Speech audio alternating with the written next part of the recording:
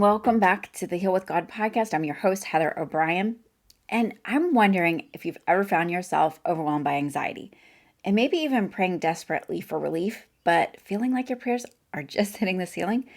And maybe you've even tried fasting, hoping that that would be the breakthrough that you needed. But instead, it just left you feeling more frustrated than free, maybe even hangry. Have you ever wondered why that happens? Why didn't fasting work? Why didn't it give you the breakthrough that you're looking for? Well, today we're going to dive into the powerful truth about fasting and prayer and why they matter, how they work, and how they can become a gateway to your healing from anxiety. So stick with me because this might just change everything for you. Hey warrior, welcome to Heal with God. As a Christian struggling with trauma, anxiety, and depression, you long for peace, but you worry healing might never come. I'm Heather O'Brien, and I've been there. Through learning to hear God's voice, I found the freedom and peace I was desperate for. If you're ready for real healing and freedom from fear, this podcast is for you. I pray the spirit of revelation fills your heart, and may you hear God's voice as you tune in. Warrior, have you ever felt stuck in a cycle of anxiety, trauma, or shame, wondering if you're ever going to break free? Maybe you've tried prayer, therapy, self-help, but the weight still lingers. I've been there too, feeling trapped and questioning if healing was even possible. But everything changed when I learned how to heal with God, and His love and His voice can guide you to real lasting freedom too. So that's why I created the Trauma Painkiller Roadmap. This is a 4-step system to release trauma, anxiety, and depression so you can walk in peace and emotional freedom. With video teachings, downloadable guides, and daily support through my motivational app is completely doable, even if you're overwhelmed. And just for $23 a month, you're going to have everything that you need to take the first step today. Healing is waiting for you. I'm here to walk with you. Visit heatherobrien.net/courses or click on the link in the show notes to get started. All right, so I know what it's like to feel stuck, even when you're doing all the right things. And I remember a time when I was battling anxiety, and it was so intense, I felt like I was drowning. I tried fasting, thinking it was the magic fix. But honestly, it felt like I was hungry. I was just hungry, and obviously even more anxious. My insides were screaming for relief, but nothing seemed to work. And I've even talked about this with a client before, how she would say, well, she was going on a 3-day fast, and that's the thing that always worked, that always helped her with whatever struggle she was going through. And I felt the Holy Spirit say to her, and maybe to you today, that method worked in a prior season. But methods aren't the point. We want to escape from methods, and we want to go towards hearing the voice of the Holy Spirit. And we want to hear Him for what He wants to do in our life. And so I realized that treating fasting like a transaction, as if denying myself food, would somehow force God to answer me. But fasting isn't really about what we're giving up. It's about what we're leaning into. And the prayer part of fasting is vital. It's the important mix of prayer and fasting that can really shift and change everything. It's not just the method of fasting and letting go of whether you're doing a food fast or social media or chocolate or coffee or whatever it is. The fasting is one element, but the prayer part has to be combined in it. So today I want to talk to you about a few different things of why fasting and prayer matter for your healing. Healing from anxiety, trauma, depression, whatever it is that you're trying to get breakthrough in. Fasting and prayer might be the answer, but you need to do it the right way. There is a wrong way to do it.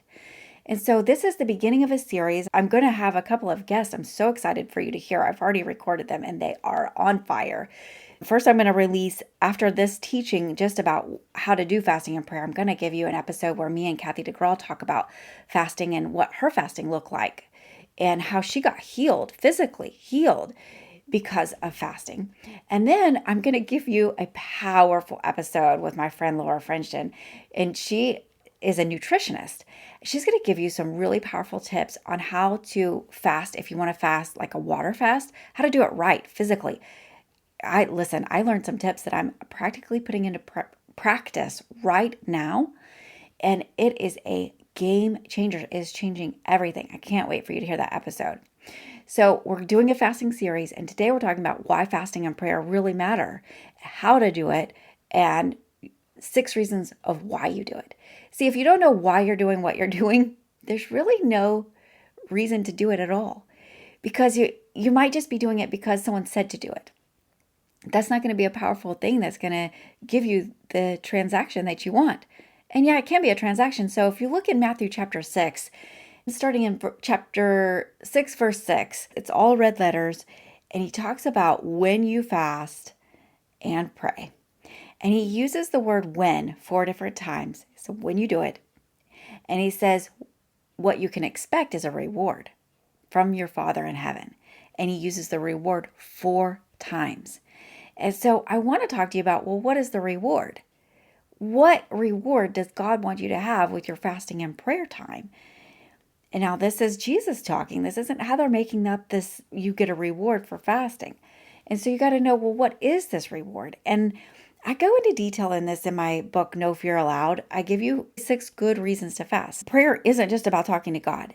It's about aligning our hearts with His. And fasting is actually going to remove distractions, create a space to hear God's voice more clearly. And that's the number one reward of the prayer part of it. Okay, so is hearing God's voice. And fasting isn't just about earning God's favor, but the reward that he's talking about is going to help us remove emotional strongholds, anxiety, and the lies that we've believed. Fasting is going to amplify your focus. It's going to remove and quiet the noise of this world so that you can tune into God's frequency. It's like adjusting the dial on the radio so that you can get rid of the static. And prayer is the lifeline that's going to connect you to the source of the healing or the breakthrough that you're looking for. And so when you combine prayer with fasting, that becomes the powerful tool for the transformation that you're looking for. So in my book, No Fear Allowed, I talk about 6 different things as to the why you're going to fast. And I would suggest to you, before you ever do a fast, you know why you're doing it, how long it's going to be, what it's for, what it's going to look like. What are you fasting specifically? And so let me give you some keys as to some possible whys that comes from my No Fear Allowed book. Number 1 would be for your mind. You got to stop letting practical thinking lead you and allow the Holy Spirit to guide you beyond what seems possible. Okay, so sometimes our mind gets in the way because of our experience, practical wisdom, but it's not God-led wisdom. So you want to fast so that you're not following your wisdom. So fast for your mind. Number 2, you want to fast for your will. You want to surrender your desires and align with God's will, just as Jesus did in Luke 22:42. Listen, Jesus had a will of his own, and he makes it very clear in a couple different circumstances. In Matthew 6, he gives us what we call the Lord's Prayer, and he says, not my will, but your will be done. But also when he's in the Garden of Gethsemane, before he is getting crucified, he prays, not my will, but your will be done. In other words, he has a will and we have a will. And so we want to fast to surrender our will and our desires. Number 3, you want to fast for your emotions. You want to prevent your feelings from becoming leaders of your decisions. And you want to anchor instead in God's truth. Your emotions, listen, they're real, they're God-given, but when they start speaking louder than God's voice, they're out of line.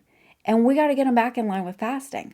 And fasting is the answer. So if you notice you're having outbursts of anger, you're having unrelentless anxiety, fasting could be the breakthrough that you're looking for.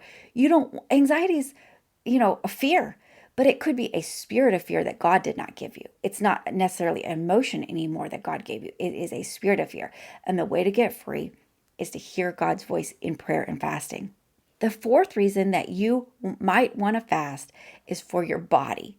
You want to be able to exercise self-control and remind yourself, your physical self, your physical cravings, that they will not lead us, that you actually have the power to say no through the power of the Holy Spirit. And if you feel like you can't say no, you don't have the power of the Holy Spirit, you need to fast because your want and your will are not lined up. You might want to say no to the second piece of cake or whatever your self-pleasure is. And if you can't, listen, you need a fast to get your want and your will to line back up. Okay, so the 5th reason is you need a fast to get rid of the approval of others that's leading you. We want to break free from people-pleasing, toxic relationships, our yes when we're screaming no. We want to refocus on God. He is the one who accepts us. He's the one leading us and guiding us. And sometimes it's appropriate to say no to humans. And we can't look to humans for our approval. And whenever you're sensing that you're in some toxic relationships, you're having the people pleasing tendencies, that's when you know fasting is in line with getting your breakthrough. And lastly, one of the most prominent reasons that people fast is for breakthrough and revelation.